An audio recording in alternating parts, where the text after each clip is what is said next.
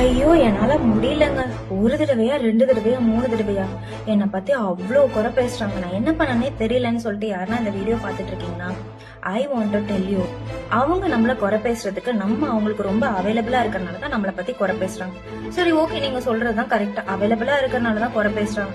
ஆனா வெளியெல்லாம் பரவாயில்ல, அவங்களுக்கு நான் அவைலபிளா இல்லாம இருக்கலாம். ஆனா வீட்டுல இருக்கிறவங்களுக்கு நான் அவைலபிளா இருந்துதான் ஆகணும். என் ஹஸ்பண்ட் என்ன குறை பேசுறாங்க, என் ஒய்ஃப் என்ன குறை பேசுறாங்க, என்னோட ரிலேட்டிவ்ஸ் என்ன குறை பேசுறாங்க, என் சொந்தக்காரங்க என்ன குறை பேசுறாங்க, அவங்களுக்கு நான் அவைலபிளா இருந்துதான் ஆகணும். வேற வழி இல்ல அப்படி நீங்க நினைச்சிட்டு இருக்கீங்கன்னா, இந்த உலகத்தை படைச்ச தேவன் உங்களே என்ன படைச்ச தேவன் என்ன சொல்றாருன்னு வாசிக்கலாமா? ஏசாயா 54:15. இதோ உனக்கு விரோதமாய் கூட்டம் கூடினால் அது என்னாலே கூடுகிற கூட்டம் அல்ல. எவர்கள் உனக்கு விரோதமாய் கூடுகிறார்களோ அவர்கள் உன் பட்சத்தில் வருவார்கள். இங்க பாத்தீங்களா ஆண்டவர் என்ன சொல்றாருன்னு?